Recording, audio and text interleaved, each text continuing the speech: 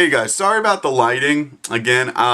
It's been about a week since I did a polling thing on this political site, and I thought I'd do it real quick. Once again, this is going to kind of be similar to this, but I'm going to show you what's changed, and then I'm going to talk about what I think the significance is of it. So yeah, without further ado, I'm going to move the camera. Sorry about that, the lighting's shit in here. I need to find a better place, but like I said, my computer's kind of stuck. Anyway, here we go. Alright, so this is Real Clear Politics. All rights and everything goes to them, I guess. And I'm going to zoom in. Now, as you can see, Perry is ahead by 10 points. In this, let me explain first. On Real Clear Politics, what they do is they average a number of polls. So, they take Fox News, they take CNN, they take Gallup, PPP, all these other polls, and what they do is they average them out. So, let's say this allows, if one poll says, you know, Giuliani's up by 30 points, all of a sudden, no, he's not, because on the average, you know, all the other polls put him at 5. So, you know, you get rid of misleading polling is the concept. Okay, so the yellow line is that average. The other one is each of those sites, or each of those individual polls. All right. Now, you can look this up on by yourself, but I assume if you're watching this, you either want the analysis or you didn't feel like going to their website or you didn't know about it. Anyway, so, yeah. So the polls basically are showing, on average, that Perry has 26.3, Romney 16. You can read it for yourself. Palin 10, Bachmann 8, and Ron Paul at 8 as well. I guess Bachmann's really at 9. But then they even include candidates that, you know, people don't necessarily talk about that often if there's enough data. So they included Giuliani, even though he is not going to run, I'm pretty sure. And then basically drops off. Huntsman's on here, and but to make it more clear, like last time, I'll show you this. Now, if you remember, if you saw the video last time, I did it right where those two lines intercede, or they cross. You know, which was about a week ago, and you can see the change. This is dramatic in this poll. Because as you can see, it was basically, you know, there was definite movement, but it was fairly flat. There was no one getting past, you know, 25% basically. Well, except now. Now Perry is broken 25% on this. Yeah. Not by much, but he's done it very quickly. And he has done it seemingly at the expense of Romney, who throughout this poll has stayed at least steady and has, you know, been a fairly secure bet for the nominee. Now, if you look below, if I was going to assign each of these groups something, I would say that the blue and purple line, blue being Perry, purple being Romney, that you can see up top, would be top tier. The middle tier would be Palin, though I don't think she's running, but she's the green line, the black line being Bachmann, and the gold line being Paul. They're all kind of together. And then you've got, they're probably not even going to, you know, they'll probably drop out after the first or second state, which is Kane, which is at 5, or, yeah, we'll round out 5%, Gingrich 5%, Santorum 2%. Frankly, Santorum doesn't deserve the talk he gets because he doesn't register that well in the polls. But if you look at this polling, you can clearly see the changing atmosphere. Now, if you look at individual states, they haven't changed that much. Part of this is a lack of information. The other part of it is, frankly, in Iowa, which this one is, you can see that the polling was really close beforehand as well. I mean, there was a slight edge to Bachmann before Perry entered the race, but really it hasn't changed. You know, Bachmann's still just at 0.4% lead, which is nothing in politics, even with the averaging. Though Perry has shown some strength, or growing strength. New Hampshire hasn't changed either. These are the two starting states, of course, so that's why we're focusing on them.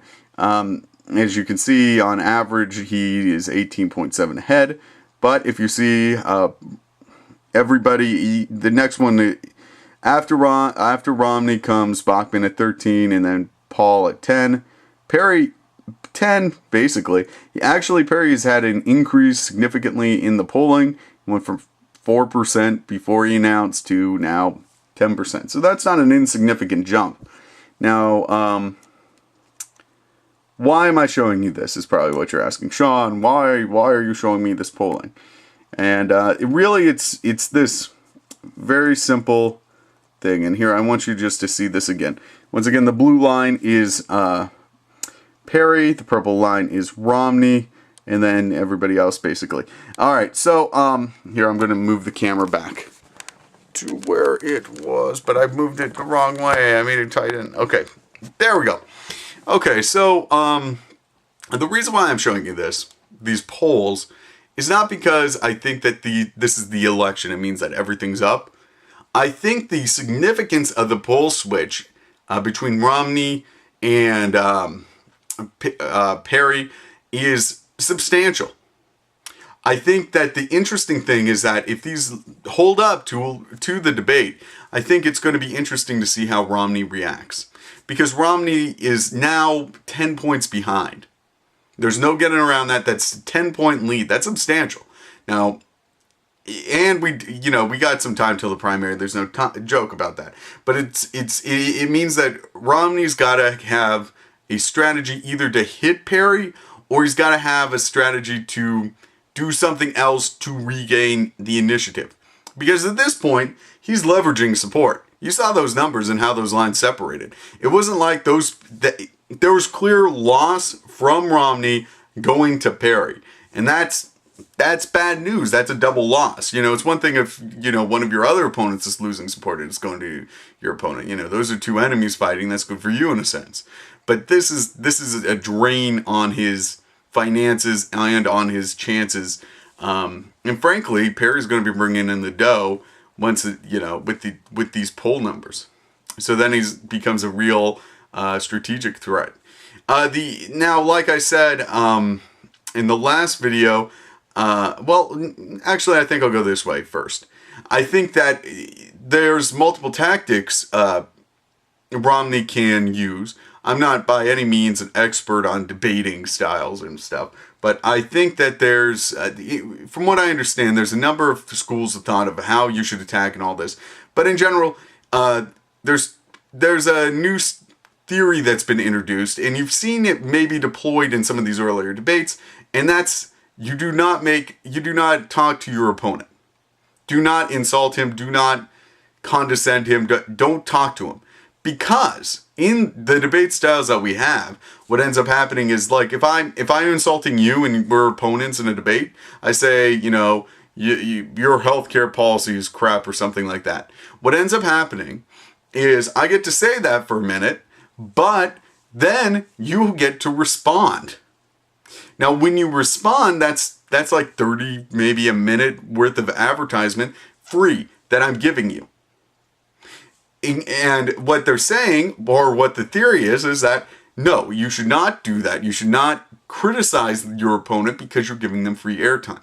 And in fact, what you should do is you should just build up yourself and don't even talk about your opponents. Pretend they're not there.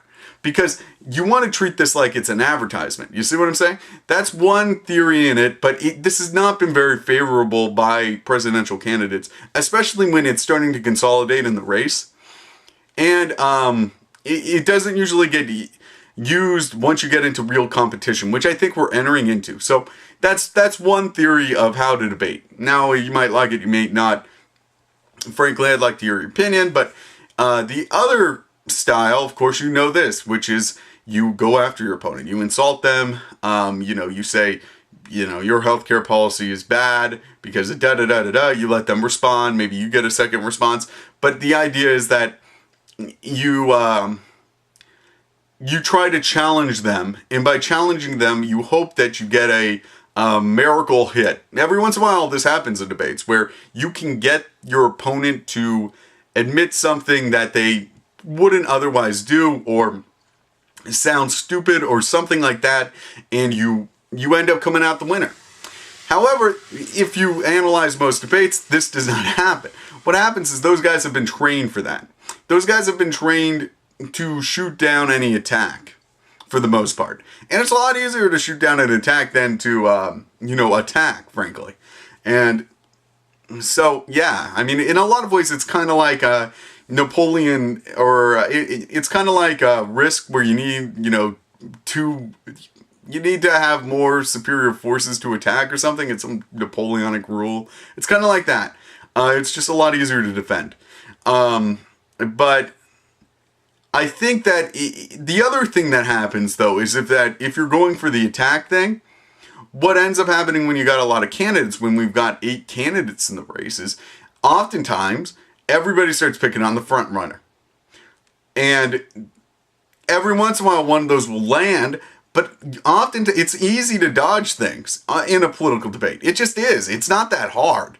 You just throw the question back, you dodge it a little bit, you drone on a little bit longer. You can avoid questions easily in debate. So it's going to be interesting to see if Romney attacks, which is harder to do, or if he just ignores in hopes that either Perry hangs himself, or that this is a flash in the pan, and that those supporters that are leaving him and the supporters that are joining him that maybe weren't paying attention before, or wherever his support's coming from, decide to have a second look, think about it a little bit longer.